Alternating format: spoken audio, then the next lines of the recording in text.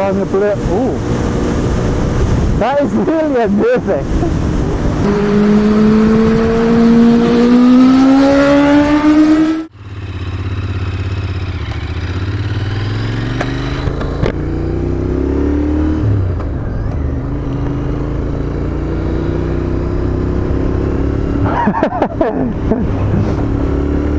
Welcome back to the channel, everyone.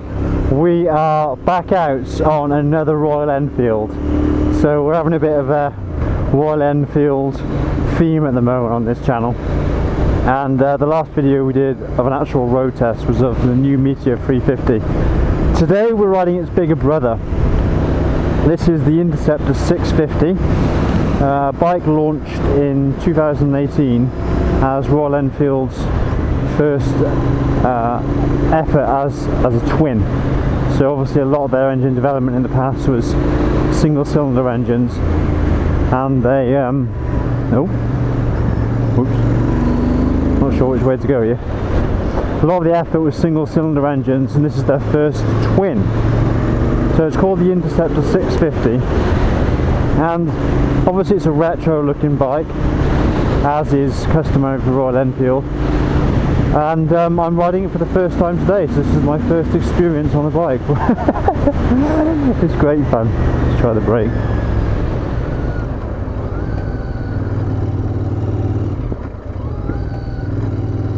Okay, nice big mirrors,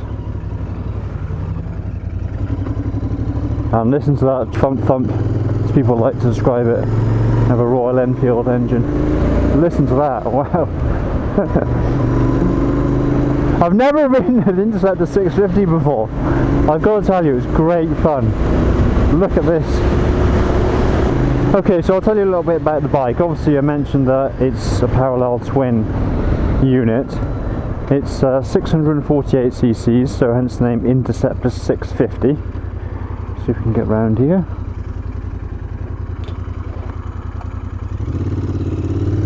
Oh, better pull away quickly. Which we can do. Look at that. Well, this bike has some pace. Okay, so that was a bit of a real world situation. Needed to pull out of the junction quite quickly. And off we shot. So yeah, back to what I was saying. Parallel twin engine. I believe it's a combination of air and oil cooled. You've got twin exhausts as opposed to the single exhaust on the Meteor and some of the smaller capacity single cylinder models. So you've got an exhaust each side. The riding position is less cruiser like than the Meteor, and it's a little bit more sporty. So if you look at my knees, there's a bit of a bend in my knees, which I didn't have when I test rode the Meteor. So obviously being a twin, bigger capacity engine, small horsepower, I think this is 37 kilowatts, and I'll put up on the screen whatever that is in old money, in real horsepower. I've got to say, this is a wonderful sounding engine. It's obviously got more grunt than the Meteor. Still not propelling you into hyperspace, but it's pleasing, it's usable grunt whilst retaining the character of the bike. So actually I'll wait until we're in the national speed limit. People like to tell me off for driving a little bit too quickly, so we'll be well behaved today. Okay, so I'm not sure what gear I'm in. I'll drop down and we'll power it up 6,000, 7,000, and up a gear because I thought the car was going to come out 7,000. Great fun though, that was up to miles an hour, no problem at all.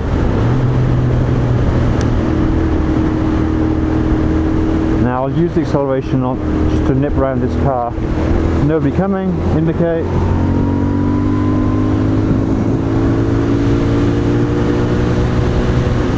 And that was always topping out the rev limiter though, so I went all the way up to the red there, 8,000 RPM.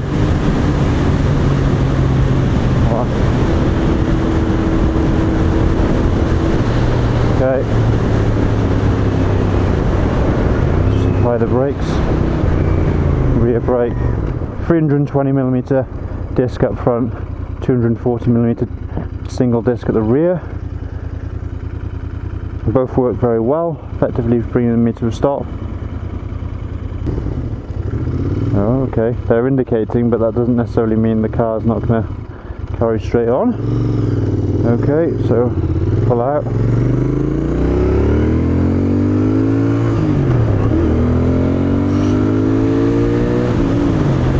Second gear's got a great pull. You want to do a little bit of spirited riding. This bike will do it. I love that torque of a parallel twin as well. You even miss that on a 4-cylinder sports bike. There's just something about having torque even throughout the rev range.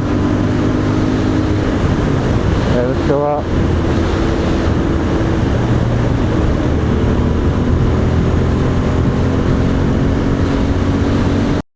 Miles an hour now. Whoa. Little bit of wobble at the front then. I'm not sure what that is, but I won't push it too much. Yeah, see the front end?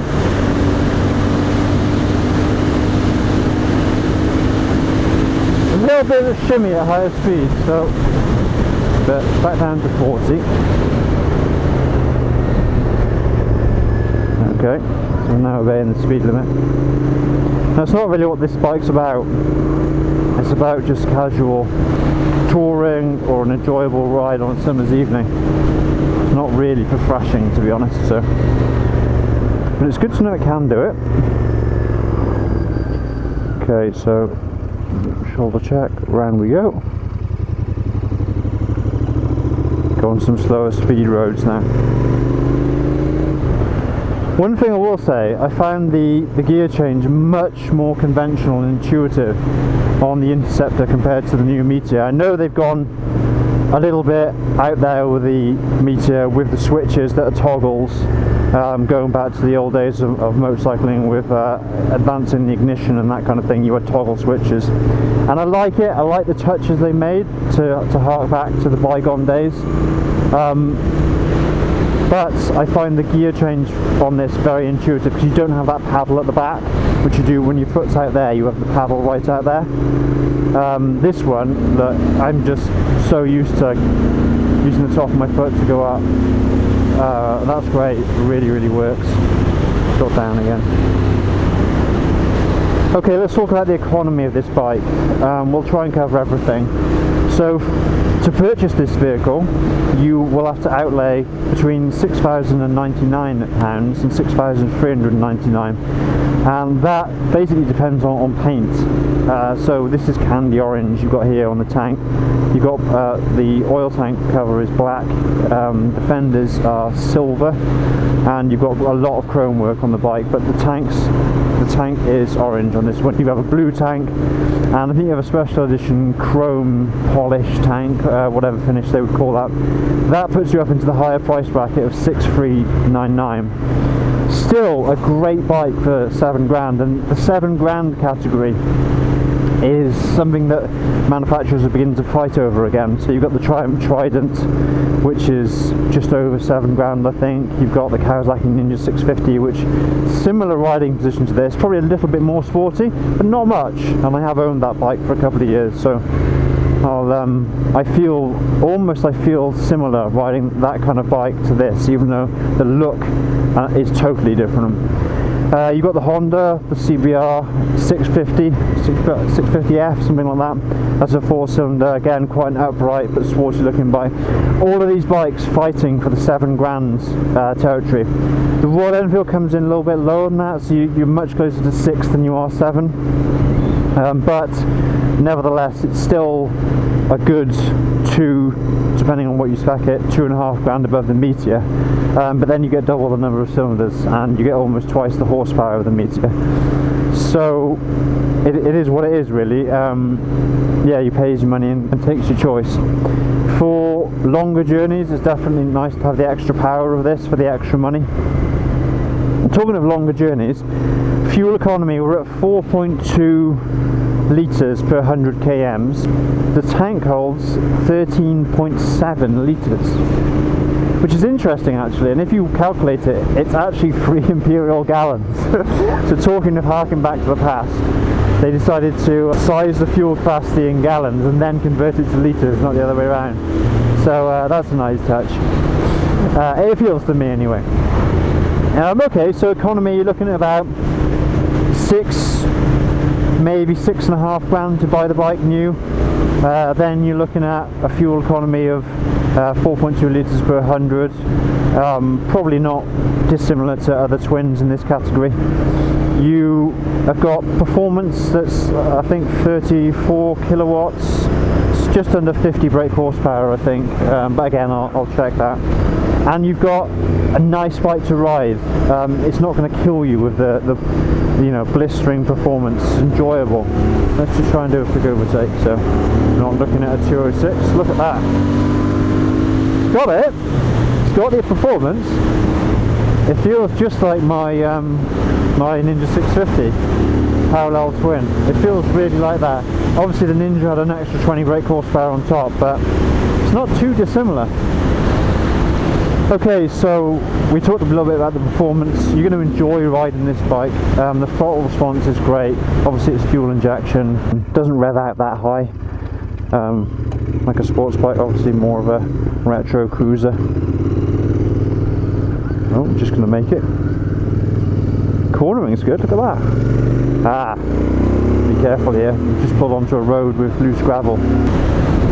The Tripper navigation system, which is a new feature which they released on the Meteor, so maybe they'll start rolling out the Tripper on their bigger bikes. And obviously this one doesn't have it. There's nothing on the nothing to the side of the speedometer and the rev counter. I'm very comfortable. I'm not quite as laid back as look at that guy in the helmet. I'm not as laid back as I was on the Meteor. Dials are really easy to view. Obviously I'm in bright sunlight, but you're not going to have any problems reading these dials. I'm sure they do light up at night as well. Let's see if we can get around this little Mini.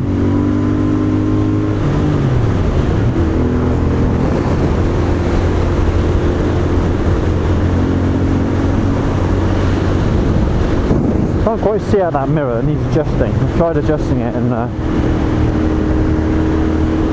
I still can't get it where I want it. This is so good fun. So we'll have to stop in a minute and take a look at the bike in detail, look at the style. So let's talk about the controls. Well, obviously you've got low and high beam, standard switch, same with the indicator. Nice little horn there. And obviously then you've got the traditional engine kill switch, and starter has a normal button on this side. Well guys, if you're enjoying the video so far, go ahead and give us a like. And as a thank you for those of you that did just hit the like button, give a little beep beep beep on the horn so you can hear that. Wow, that does pull, you know. Slam on that 240mm disc at the rear. Yeah, as I ride bikes more often, I begin to appreciate the braking from the rear. Here you go, listen to this. I'm going to open my visor now, guys, so you can hear the whack, whack. Listen to that.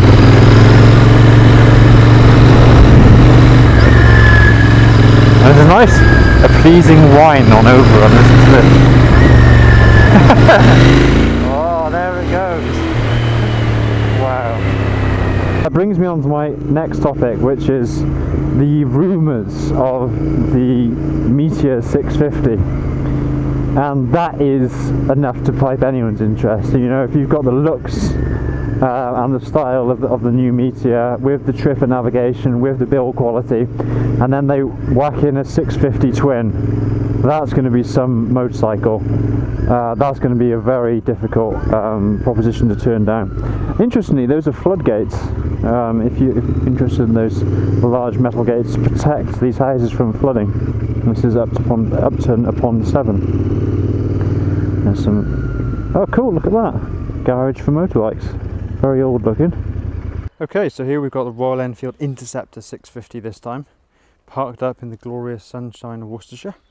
And let's start with the tank. So we've got candy orange. I think they also do a blue. They do a special edition silver tank, or polished, which is kind of nice to look at. And then just below the tank you've got a wonderful parallel twin engine. You've got the fins on the engine for cooling, some fins on the exhaust header as well actually, which either is decorative or maybe that helps cool that as well. Probably a lambda sensor just behind it. There's the horn, and then if we just come around here you can see it actually says on it 648 cubic centimetres, or centimetres cubed. You see that? So it's a 650. Below that you've got this really nice decorative engine cover, or Royal Enfield stamped into the metal, which is really cool. And then you've got this chrome polished exhaust system, 2 headers, 1 on each side. This, where the oil tank used to be, probably for stowage, because you've got a little key underneath there, which you'll be able to open up and have a look in there. Should we just try that actually, just to see what that is? Let's have a look. Oh, okay. Little toolkit. Not much storage. Maybe you have a look under the seat for that. Yeah, so coming around to the back of the bike, obviously you've got this dual suspension, spring and a shock on each side. You've got this plaid seat, which has a single seat, unlike the Meteor, which has single rider seat and then a pillion seat as a 2-piece. This is a large single seat, a bit like the same style as the Mutts and the Bullets, with 1 large seat. Coming around to the back of the bike, you've got a number plate, which they forgot to take off the plastic film, so you can't really see the plate on this bike. And you've got square rear tail light and indicators, which is a bit of a difference from the Meteor. That's a little bit going with a circular theme of lights on the back and the front. This is a guard or a handrail for the pillion, and then you've got pillion foot pegs. Again, they say Royal Enfield on them, which is a nice touch. And then you've got Interceptor 650 with the retro badging and logos there. Foot pegs again for the rider have got Royal Enfield on them, which is nice.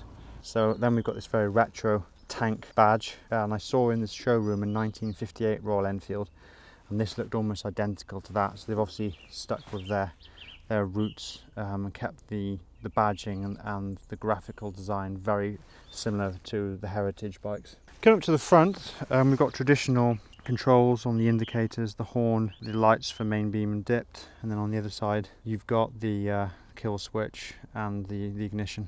Indicators on the front follow the same theme, so you've got square indicators, very retro looking, a little bit 80s looking actually, which maybe this bike is designed for that, maybe an earlier era. But to me, they feel a little bit cheapy actually. If you look at that, it's like want to be chrome, isn't it? It's just very cheap plastic, so that's a bit of a downside. And then up top, the mirrors are chrome. They're quite nice, although I couldn't quite adjust this one correctly on the ride. Coming back round, large single headlight, and it doesn't have the LED ring going around it like the Meteors did. Obviously that's probably a newer unit, so that's an interesting difference between the two. I actually prefer the Meteor's headlight, especially with the round indicators. It more fits into the theme. Front fender is got this pressed little ridge on the edge of it, and it's almost to imitate the older way of working metal, where the pressing technique would probably leave that little lip on the outside. That's a nice little stylistic feature that I actually kind of appreciate. Okay, coming up the forks, you've got these rubber dust guards to protect the forks. Right way up forks, as you'd expect. No need for inverted. A single disc at the front, so a big old disc, but only one of them. The nice retro looking spoked wheels, and come back around just to show the rest of the bike. Yeah, she does look lovely, to be fair. Really nice looking thing. Okay, let's get back on the road.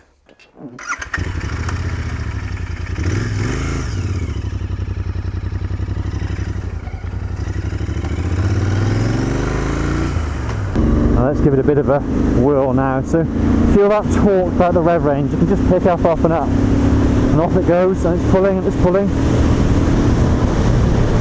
Yeah, it's a great bike though, look at this.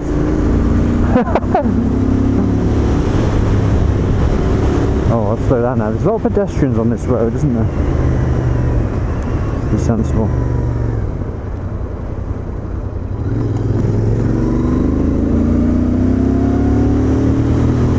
Yeah, but here's the 650 from a rider's perspective. Obviously you've got two dials up front. You've got the speedo, which shows kilometres and miles, and inside that you've got a small digital display that shows the miles ridden, the fuel used, remaining fuel, and it's probably got a little flashing light that comes on, warning you if your fuel's low. The other dial, or the rev counter, is on the right hand side. Quite simple, revs out to, well, 7,000, and then you've got up to 9,000, which is in the red. The handlebars quite upright, position of the bike's quite upright really. You've got this nice little cross brace here on the bars, which is nice. Suspension's nice and compliant over these bumps. Makes a change from riding a sports bike and getting your back jarred whenever you go out. But you know, see, I can go over these bumps in the road. Look, I'll deliberately run into this side, look at this, and it'll just soak it all up. Wonderful. Like, I'm really comfortable doing this. You know, how often could you have said that? And now it's a nice straight along here, heading back with the Malvern Hills in the foreground. Wonderful. Really, really enjoyable, this bike. So I always seem to have a learner. Every time I go on a test ride I've got learners. It's weird. Oh, this is a bit difficult, to be fair to her. I'm going to roll back a bit, just to be a little bit nicer. There's nothing worse when you're learning to ride or learning to drive and people are really impatient. It's pretty horrible. You've got to be nice to learners. We were all learning once. Unless you're going to use this bike a lot for touring or for longer rides, and you just want to potter around the urban environments, then the Meteor is probably your better bet. Alright, off we go. Yeah, revs do die off after 7.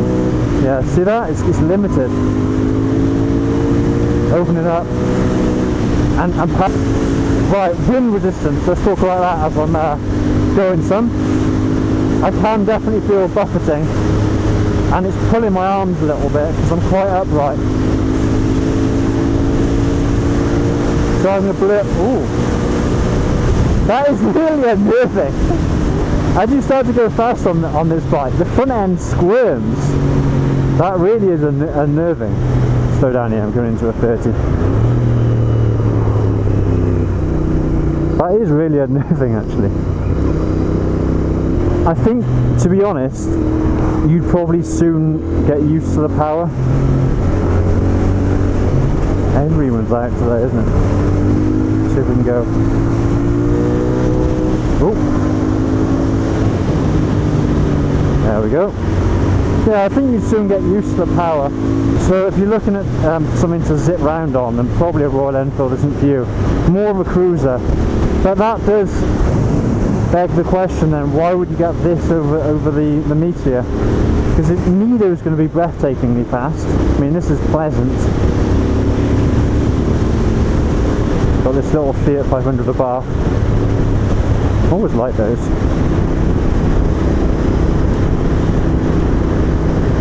And so if that is something you want to do, then you probably want to look for a bigger capacity bike, even if it is still retro style. I'm probably from one of the other manufacturers, so looking at a Triumph or Bonneville or BMW 9T or something like that. This is perfect, isn't it? Look at this. Sweeping road, we're on Malvern Green, Malvern Hills in the background, and I'm riding a Royal Enfield, an iconic British bike. How much fun is this? I'll just slow down now, I'm going to a 30. I mean, I should stop looking at the scenery and start concentrating back on the bike, to be honest. Super fun. So as I come to the end of the ride, I'm kind of just thinking to myself whether this bike is worth the additional money over the Meteor 350. And yeah, I get it, this is 47 horsepower and the Meteor is 20, so you know, you can argue that it's 50% extra price and double, 150% extra BHP. But this bike isn't about that. And if you look at headline numbers, that's not really what Royal Enfield is about. It's not about, you know, lean angle and IMUs and, you know, not that 0 to 60 means anything on a bike, but you know what I mean. It's not about that kind of thing. It's about the experience of riding, and it does deliver that in spades. Both bikes do. The Meteor feels absolutely great, and you've got the iconic single with the balancer shaft, so it feels like buttery smooth for the type of engine. And then this is the twin, and it's a damn fine twin as well. I kind of, to be honest, I'm kind of swung towards the Meteor because neither bike is built for out and out speed. There's no point in having a little bit of a bigger engine. I don't like the seat as much. I like having individual seats for rider and pillion that you get on the Meteor. I like the fact that the Meteor has got a ridiculous range. The Meteor's range is 300 miles, which I think is great. I think you can tour on both. Obviously this has got a little bit more power. Let's let this Audi go. This has got a bit more power, and you can do overtakes probably a little bit more easily. But again, if you want to go fast and rip round everyone, then this isn't for you. Either a BMW 9T or a Bonneville or some other retro, bigger capacity bike. But let's just zip this little Interceptor around this tight roundabout. Look at that, I can even lean this thing.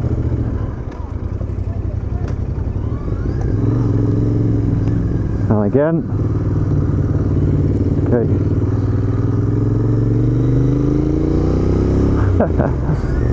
And this is where on the Meteor I faffed up the gear change about 10 times before I could find second.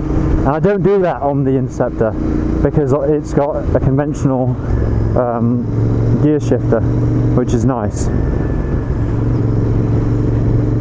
So yeah, I mean, both bikes are nice. I mean, I like the fact Royal Enfield set up GMA, or Genuine Motorcycle Accessories Department. I think it's even a separate company.